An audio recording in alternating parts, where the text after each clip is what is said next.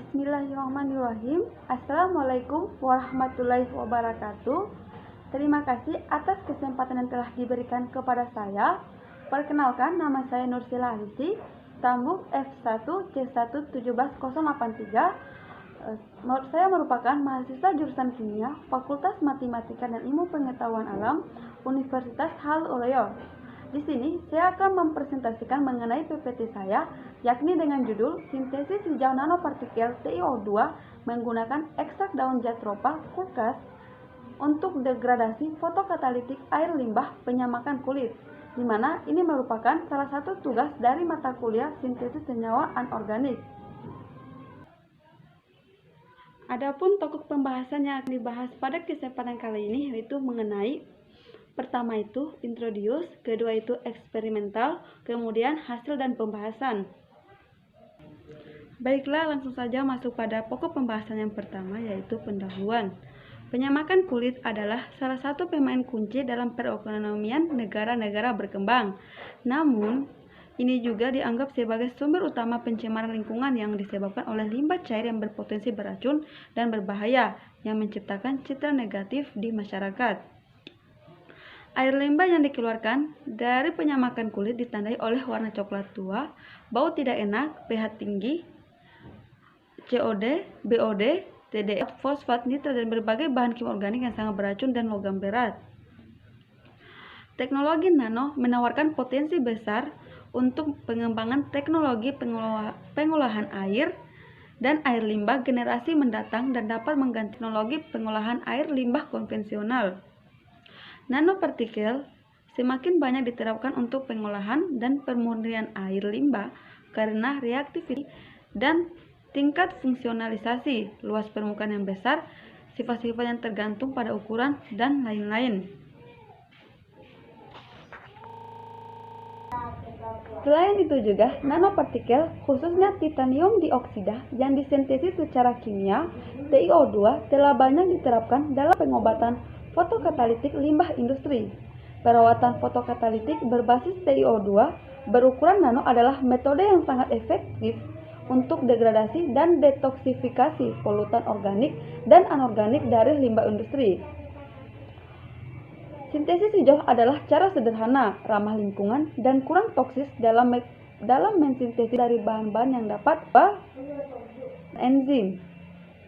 Namun, sintesis nanopartikel menggunakan ekstrak tanaman adalah strategi yang paling berguna karena kemungkinan kontaminasi terkait sekaligus mengurangi waktu reaksi dan mempertahankan struktur sel.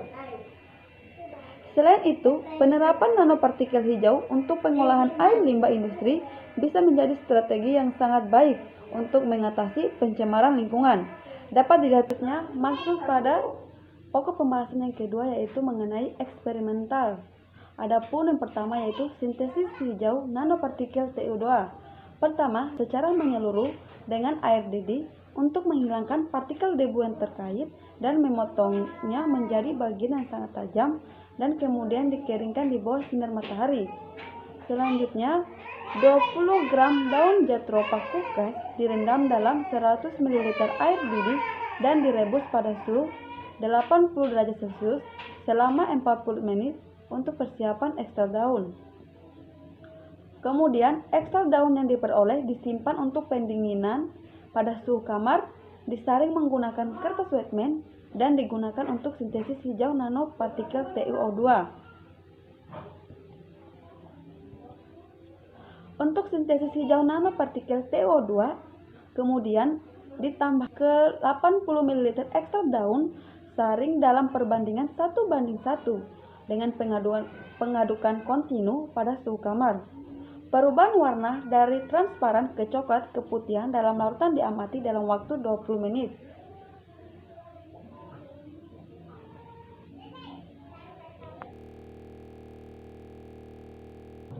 Selanjutnya, untuk mendapatkan endapan nanopartikel, kemudian 15 ml amonia ditambahkan ke dalam larutan tetes nanopartikel secara teratur sambil diaduk terus-menerus pada suhu kamar. Lalu, endapan nanopartikel yang diperoleh dipisahkan dari lautan melalui filtrasi diikuti dengan pencucian dengan etil alkohol untuk menghilangkan pengotor ionik. Setelah itu, endapan yang dicuci dikeringkan dengan udara dan dikalsinasi pada suhu 45 derajat Celcius selama 3 jam dalam tungku dapur dan akhirnya digerindra dalam alu mortar kristal untuk mendapatkan bentuk bubuk akhir dari TiO2 nanopartikel.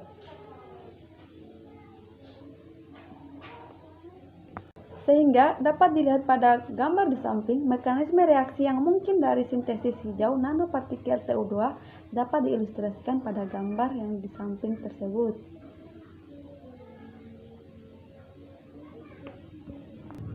Kemudian masuk pada proses yang kedua, yaitu karakterisasi nanopartikel TiO2 sintesis hijau, di mana terdiri dari beberapa karakterisasi untuk nanopartikel TiO2 sintesis hijau ini. Yang pertama itu, sintesis hijau dikarakterisasi dengan reaksi X-ray serbo atau XRD untuk menganalisis struktur dan fasa kristalnya. Sedangkan karakterisasi morfologis dan ukuran nanopartikel menggunakan VSEM. Kemudian, untuk komposisi nanopartikel TiO2-nya yang disintesis hijau ditentukan oleh X-ray Energy Dispersive Spectrometer atau IDS. Selain itu, distribusi ukuran nanopartikel TiO2 hasil sintesis hijau ditentukan oleh Dynamic Light Scattering. Kemudian, FTIR digunakan untuk mengkarakterisasi kelompok fungsional yang terlibat dalam sintesis hijau nanopartikel TiO2. Dan sifat optik nanopartikel TiO2 di sintesis hijau dianalisis dengan menggunakan spektrofotometer UV vis. Masuk pada hasil dan pembahasan, di mana pada hasil dan pembahasan karakteristik nanopartikel TiO2 di sintesis hijau ini, yang pertama itu pola reaksi sinar X atau XRD dari nanopartikel TiO2 yang disintesis hijau ditunjukkan pada gambar di samping yang berhasil membuktikan sifat kristalin dan fase anatasenya. Dimana pada gambar di samping itu merupakan dimana untuk D itu adalah rata-rata diameter nanopartikel, sedangkan alfa adalah panjang gelombang dari sinar sumber radiasi sinar X, di mana 0,89 adalah pengubahan kristal sinar konstan sudut reaksi Bragg, dan beta adalah lebar penuh sudut pada setengah maksimum. Dari puncak XRD yang direkam pada sudut reaksi, ukuran kristal rata-rata dari nanopartikel TiO2 yang disintesis hijau ditemukan berukuran 13 nanometer. Selanjutnya, pada analisis VSEM dilakukan untuk menentukan bentuk dan memperkirakan ukuran butir rata-rata dari nanopartikel TiO2 yang disintesis hijau. Gambar VSEM dapat dilihat pada di samping membuktikan keberhasilan sintesis hijau TiO2 berbentuk bulat bola dengan diameter mulai dari 10 hingga 20 nanometer. Di mana itu jelas bahwa sejumlah besar nanopartikel TiO2 kecil dan berbeda yang diamati bersama dengan beberapa yang teraglomerasi secara relatif lebih besar dibandingkan dengan yang dapat dengan mudah dilihat dalam gambar VSEM. Aglomerasi nanopartikel TiO2 mungkin disebabkan oleh pH larutan nanopartikel TiO2 yang rendah. Namun, fitokemikal seperti polifenol, flavonoid, alkaloid, antioksidan, terpenoid, steroid, asam amino bebas, dan tanin hadir dalam daun Jatropha curcas. Mungkin ini memainkan peran kunci sebagai agen penutup yang meningkatkan penyebaran antara nanopartikel dengan mengurangi jumlah mereka. Selanjutnya, masuk pada analisis IDS, di mana analisis IDS ini digunakan untuk mengetahui komposisi unsur nanopartikel TiO2 yang disintesis hijau. Spektrum IDX ditunjukkan pada gambar di samping,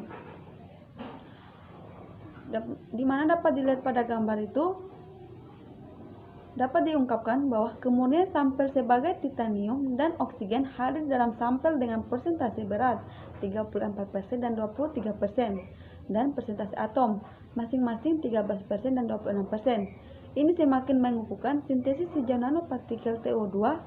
Selanjutnya, C dan Cl juga ada dalam sampel. Puncak Cl dapat dinaikkan dari gugus klorida yang ada dalam prekursor, yaitu TiCl4 yang digunakan untuk sintesis hijau dari TiO2 NPS. Namun, puncak C mungkin disebabkan oleh keberadaan fitokimikal yang ada dalam ekstrak daun Jatropha curcas. Selain itu, spektroskopi FTIR juga digunakan untuk mengidentifikasi kemungkinan biomolekul berdasarkan kelompok kimia yang ada dalam Jatropha curcas ekstrak daun yang bertanggung jawab untuk pembatasan atau penguraian ion logam dari prekursor yang memainkan peran penting dalam sintesis nanopartikel. Spektrum FTIR dari Jatropha curcas ditunjukkan pada gambar di samping, di mana pada pita lebar pada 3495 cm itu menunjukkan adanya gugus hidroksil di daun tersebut, dan itu mungkin disebabkan oleh adanya fenol. Keberadaan gugus fenolik mungkin disebabkan oleh adanya tanin polifenol di Jatropha curcas yang mungkin membatasi permukaan nanopartikel TiO2 yang disintesis hijau. Kemudian, kelompok amina primer juga hadir dalam kisaran pita 3257 hingga 3381 cm. Puncak yang intens pada 2330 cm menunjukkan peregangan Cn, sementara pita kuat pada 1757 cm dikaitkan dengan peregangan frekuensi getaran CO anhidra dari gugus karbonil. Puncak yang kuat di 681 ini ditugaskan ke CeCl. Selanjutnya, pita lemah pada 1680 cm menunjukkan keberadaan CC dari kelompok alkena di Jatropha curcas tersebut. Spektrum FTIR tipikal dari TiO2 nanopartikel hijau yang disintesis dicatat dalam rangkaian pita serapan 500 hingga 4000 cm dan dapat dilihat pada gambar di samping. Puncak yang luas pada 3400 dan puncak kecil pada 1640 kemungkinan disebabkan oleh adanya gugus hidroksil dan air permukaan yang diserap masing-masing. Grup hidroksil dapat berkontribusi pada peningkatan aktivitas fotokatalitik. Ketika jumlah gugus hidroksil meningkat pada permukaan nanopartikel TiO2, maka OH- sebagian besar meningkat yang bertanggung jawab untuk transportabilitas elektron yang lebih tinggi dan dengan demikian meningkatkan aktivitas fotokatalitik. Puncak absorpsi pada 650 cm mungkin menunjukkan kontribusi fase anatase dari nanopartikel TiO2 hijau yang disintesis sebelumnya. Untuk mempelajari lebih lanjut sifat optik dan mengkonfirmasi sintesis hijau dari TiO2 nanopartikel, analisis spektrum serapan sampel juga dilakukan. Spektrum penyerapan nanopartikel TiO2 di sintesis hijau disajikan pada gambar di samping, di mana yang mengungkapkan puncak penyerapan yang kuat pada 336 nanometer dalam rentang penyerapan dari 200 hingga 800 nanometer yang selanjutnya memberikan bukti sintesis hijau nanopartikel TiO2 logam. Dalam spektrum serapan, pergeseran biru diamati ketika dibandingkan dengan nanopartikel TiO2 massal yang jelas menunjukkan celah pita yang melebar. Plot touch seperti yang ditunjukkan pada gambar 8b dan C menunjukkan energi foton pada sumbu X dan kuantitas seperdua pada sumbu Y. Selanjutnya masuk pada teknik dinamik light scattering, di mana digunakan untuk menentukan distribusi ukuran partikel dari nanopartikel TiO2 yang disintesis hijau. Untuk ini, nanopartikel TiO2 bubuk sepenuhnya dilarutkan dalam HCl diikuti dengan ultrasonifikasi untuk mencapai distribusi nanopartikel yang seragam.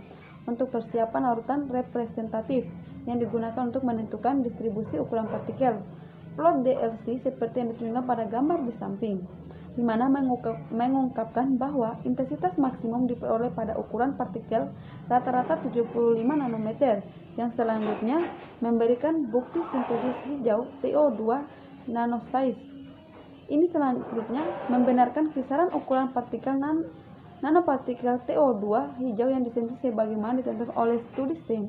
Selanjutnya, isoterm absorpsi desorpsi nanopartikel pada sampel nanopartikel TO2 diperoleh dengan menggunakan area permukaan dan penganalisa ukuran pori. Luas permukaan nanopartikel TO2 disintesis hijau ditentukan oleh analisis Brunner, Eman, Teller, atau Beth. Baiklah, terima kasih atas kesempatan yang telah diberikan. Saya akhiri, wabillahi taufiq wal hidayah. Wassalamualaikum warahmatullahi wabarakatuh.